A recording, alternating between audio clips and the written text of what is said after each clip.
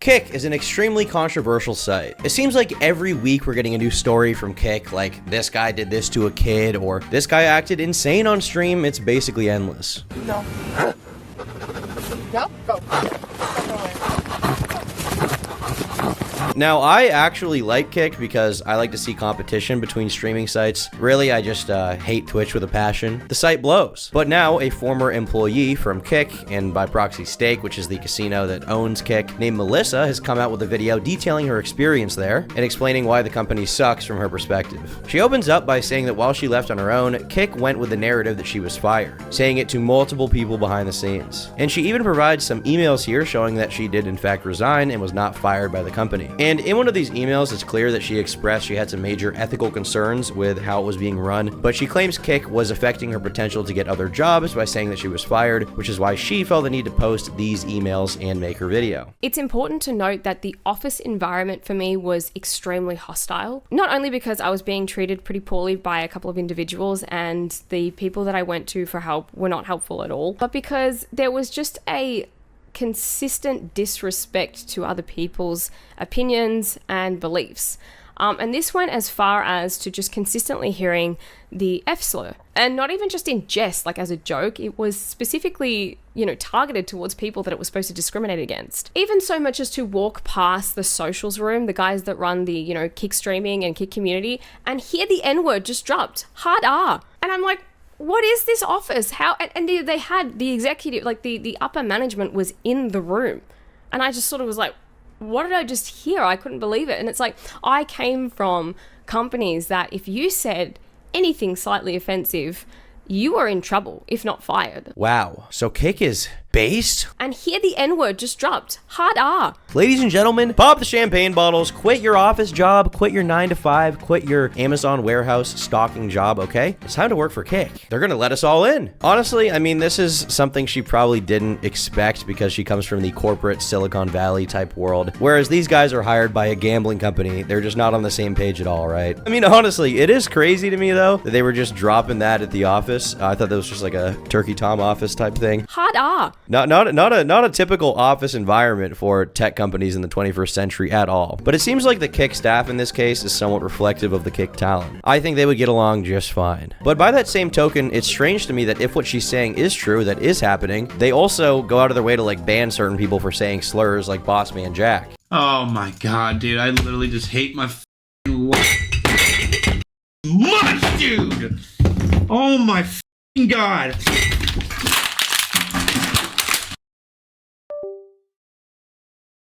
Seems like kind of a big double standard to me. Free Boss Man Jack, by the way. Austin, he is the GOAT. I was consistently working with businesses overseas. So there were times where I would be working from 7 p.m. to 11 p.m. outside of work hours after doing a day's work. So it was very normal to work from home anyway.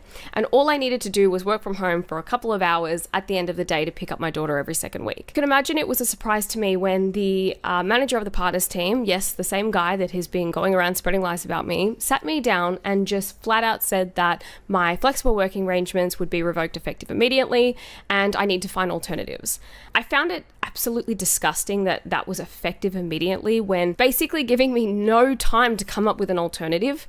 And not to get too personal, but I don't have anybody to lean on. I don't have friends or family that can help me out here. And they were very aware of that. So for me, there was no other options. They were basically telling me to choose between my child and my work. This is a very, very valid complaint in my mind if everything she's saying is true. I mean, I think, I'm going to have a bit of a feminist take here, okay? I think women entering the workforce and being encouraged to pursue careers is good. But one thing that can be left behind is that a big part of being a woman for a lot of women is being a mother. And I think they should be allowed to adjust their work schedule to keep their job if they're also intent on raising their child. I mean, I know this exists on a case-by-case basis. Obviously, if there's like a small business and it can't afford to have someone on payroll when they can't fully dedicate their time to that business because they're taking care of their kid, maybe they would have to let someone go, and I wouldn't be like pissed about that, right? Doesn't really matter. That makes a lot of sense. But to my knowledge, Kick has a lot of money. I mean, they have the backing of Stake, which makes a ton of money. They've given streamers massive contracts in the past, so surely they'd be able to accommodate this woman while she's raising her child, right? Of course, I asked if this had anything to do with my performance, because to me, that was the only excusable reason reason that they could have to even revoke the rights, but to do it so suddenly. I was told in that meeting that it had absolutely nothing to do with my performance, which made sense to me because I wasn't underperforming at all and I hadn't been told ever that I was underperforming. So it would have been very out of the blue for them to just say it in that meeting and not tell me anything prior or give me any kind of notes prior to that, like, oh, please work on this or you need to do better here. And even this, if this is true, that is extremely unprofessional. I mean, if she was just like a contractor, then that would be different. If she worked with Kick now and then, on and off, was more of a freelance person, fair enough. But this entire thing hinges on her being an employee at Kick and being employed by Kick. So for them to drop this on her so short notice is extremely unfair, and it's something absolutely worth criticizing the company for if it's true. There are not a lot of receipts here, so it's hard for me to know what's happening. Like, am I saying she's lying? No, I'm really not. I'm just being skeptical, because at the end of the day, the proof she would need to have is like secret audio recordings from these meetings, and I'm not really expecting her to have that. But she did show this one cropped screenshot, but it doesn't go into much detail from what I can tell, so I'm not totally sure what to make of these allegations. But if they're true, that's up. Kick, respect women more, bro. Women don't owe you Kick. I also reference in this resignation letter that I was being mistreated by a couple of co-workers. I'm not going to get into this right now because honestly, it's just a lot. There's a lot to say. I actually made a video that was an hour and a half long about Kick, but I decided that I kind of came off a little bit like this guy, so I am not going to release that right now. I feel like if that happened, you should just drop it. I mean, this is your one shot to get the information out there. There's no reason to hold back like the first time, really, is there? If the video was an hour and a half long, I mean, that is very long for most people to watch, but I think that, you know, she should have condensed it maybe and put it into this video, honestly, because I fucking hate when people breadcrumb information. They cuck me out of the content. Okay, they edge me a little bit. They're like, oh, I'm gonna touch the shaft a little bit and then I can never come. Like, just bust. Let me bust. Just let me bust. Please. Please let me bust. Now, past this point, she decides to get into what it was like working there for the last month she was employed at Kick. She basically sought out the higher-ups at Kick to figure out what to do about her flexible working arrangements being taken away, and she wanted to talk to Ed from Stake, the co-founder of the casino and the top dog at Kick. Now, I was curious about this guy because I've never really looked into him. I've heard a lot about him. I wanted to figure out who he is, and it turns out, apart from having a supervillain last name, Ed is actually a billionaire. He's from Australia. Cringe right off the bat. Let it go, dogs, let's go. And he is the son of Australian businessman James Ashley Craven. Now, Jamie Craven was involved in a big scandal back in the 90s involving Spedley Securities. And as a result of his cooperation with the Australian government, he was only jailed for 6 months and banned from working in financial services for 5 years. Now, he's listed as the director of EasyGo, which is a company that helps develop games for online casinos. So Ed Craven has a very interesting lineage behind him, to say the least. And the Cravens are doing very, very well, as just 2 years ago, Ed purchased an $88 million home in Melbourne. Pretty whack, boys. Pretty whack. He's like the f***ing wolf of online gambling. Mother crocodile of Wall Street. At the end of the day, if you can't get into parties, if you can't get to the cool kids table, you can sit with me. You can come to my party. You can come to my house. I will be your friend. I will be your boyfriend. I will be your girlfriend. Have you ever done a sober stream, brother?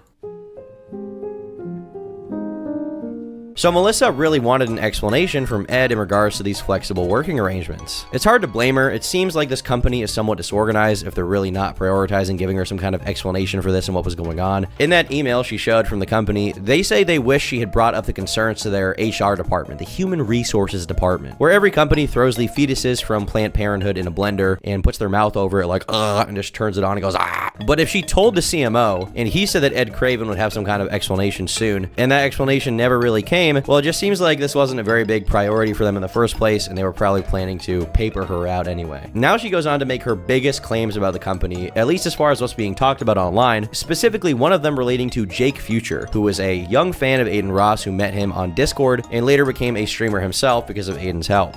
Already repping, bro. Already repping. Come on now. Merch coming soon, Jake. Merch coming soon. I know it costs a lot of money when you're starting up a business and stuff, Jake, so my last gift to you is, you know, I got another $10,000 for you. Oh my God. Oh my God. I want to see you guys build this merch business up, take it to the next level. I'm a phone call away, bro. And I got you if you need any advice on me, but see now, you know what that means. Now we're literally you know, we're working together, bro. You work for Kick, I work for Kick. So now we gotta stick together, bro. She is the future. I've been telling you that. And Melissa claims that Jake's contract was destroyed by Kick, basically. When I asked about this streamer's contract renewal, he had a smirk on his face and goes, "I decimated his rate." And this was apparently fucking hilarious because everybody else in the room laughed. I said, "Well, what did you put it down to?" And he proceeded to then brag about the fact that he got him on a below market cent rate for an English streamer. Everybody thought this was funny, and I was shocked. And even if I think about this too much, it actually makes me cry, because the thought of how bad this streamer must have felt, it's just not right. And the level of just cruelty there as well, and just absolute, like, no compassion towards the fact that this person... There are no words. I have no words about this. It made me... I don't use the word hate very often, but it made me hate this person. If that's true, that is incredibly shitty that they did that to him. Even worse that they were bragging about it. Like, if you're gonna drop him, just drop him. I mean, it's not surprising to me that Jake Future probably wasn't really making them any money, so it's fair for them to have like a business perspective on it. But to be like, we're gonna lower this, like, this autist rate, destroy him. Wait, is that based? No, it's not. Pretty crazy shit, bros. Now, Jake himself claims the deal was never lowered. A lot of people seem to think that Melissa's video made Kick change their mind about it and decide to keep the contract going when they were definitely planning to drop him. Hard to say without inside details, really. Kick as a company has yet to respond to this video at all. Now, for the next story, apparently there is a streamer Kick wanted to move over to their site from Twitch. And their strategy, in their words, was that it would be easy to get them over there because they were probably going to die soon because they have cancer. The quote that I remember hearing was, "We can get her on Kick streaming steak for a relatively low price because she probably thinks she's going to die soon and she'll want to leave more money for her family." Bro, I mean, that is funny in like a psychotically evil businessman type of way. Like, you would think it's really funny if it's like in a fucking cartoon, but in real life, it's like, what is wrong with you? What is the strategy here? How? If what Melissa is saying is true about Jake Future and about this streamer, who a lot of people are saying is Kai Day, that is fucking nuts. Preying on someone's terminal illness for financial gain, like intentionally. It doesn't really get much scummier than that, does it? I decimated his rate. And this was apparently hilarious because everybody else in the room laughed. I said, "Well, what did you put?" Yo.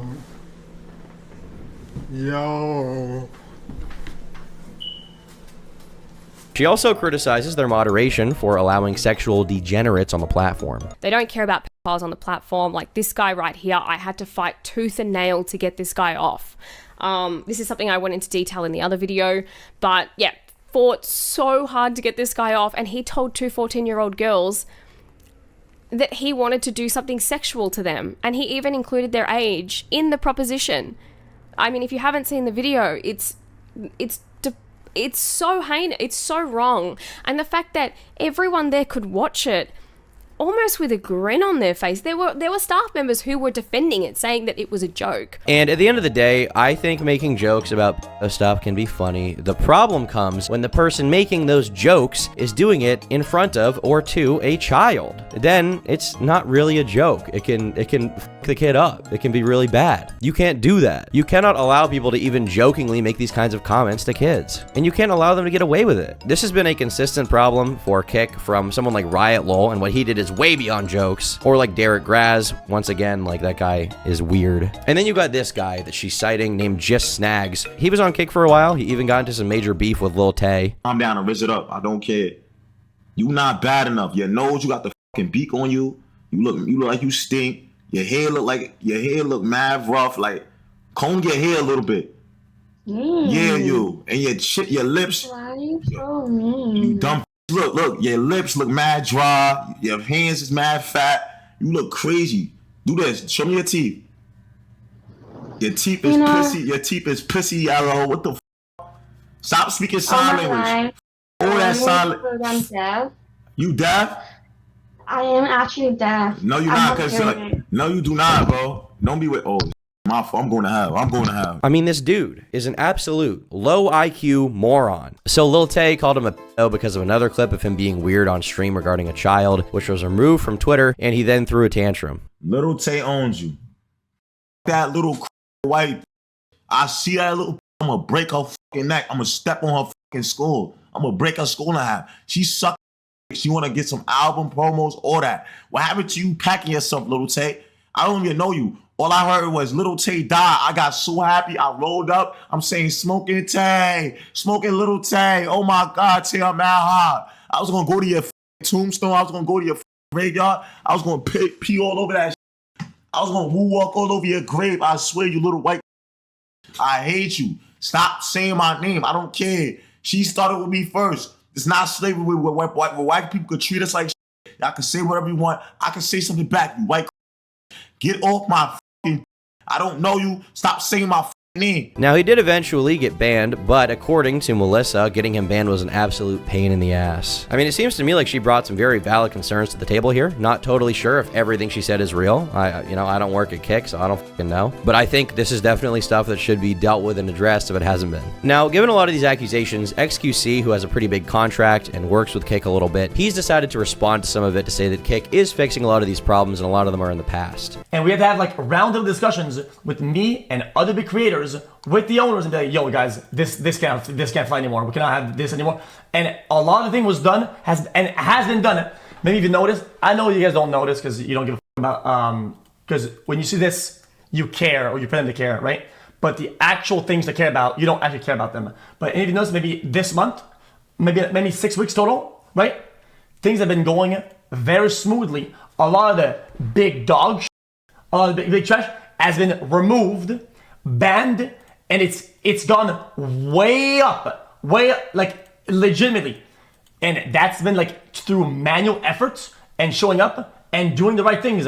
Oh, here's a mistake. Oh, how can I rectify it? Let's work on doing something good. Oh, this isn't good. Let's find a solution instead of getting mad about old problems that were fixed. I mean, I definitely understand what he's saying, and Kick is a new site, so there are going to be a lot of issues to iron out. But what she's saying is that Kick didn't care about these issues in the first place, and their process for dealing with them is basically unethical. I mean, you can say that things have been good for a few weeks or a month. Oh, it's been good for a month, chat. It's been good for a month. Like, good, but those problems existed in the first place, so they should, I mean, it's okay to talk about it now. And what about for the past year that the site has been up and running and had a lot of these issues? I feel like some of these issues could have been addressed way earlier and mitigated if the Kick staff really cared. And I like the idea of Kick. I think it's a cool concept. I don't really care if people want to gamble on live stream. I don't think that's an inherently wrong thing to do at all. I don't give a shit. And I like, once again, that they're challenging Twitch, the big dog. Okay, I like that. I like that they exist outside of the content paradigm. I like that like more edgy creators like Ice Poseidon can go there, or Aiden Ross can go there and have an audience and say whatever they want, do whatever they want. That's cool. But there has to be some basic rules, and those rules need to be strictly enforced. Now, Ice Poseidon also responded saying, when I streamed at the Kick office, I did a gay tent and they had inclusive posters on the wall, so there's no way what the ex staff said could be true. I also met her and she said she loved working there. Lol. But like, obviously she could have just changed her mind. Also, just because there's like a gay poster on the wall doesn't mean you're not gonna, say sometimes, right? It's not really gonna stop you that much. Like, if you want to say it, oh, the poster made me stop. The poster, guys. He also did make a decent point about the fact that Jake Future averages like 55 viewers live, so for him to even be paid is kind of ridiculous. That is true, but I don't know if it's the best to plot on his downfall behind the scenes if that was happening. Okay, ultimately, I don't know how much of what Melissa said is true versus not. A lot of it is without evidence, but some of her complaints seem to line up with problems that Kick has had even from a public-facing perspective that I think definitely need to be dealt with. Anyway, that's gonna wrap up this video. Thanks for watching. Bye.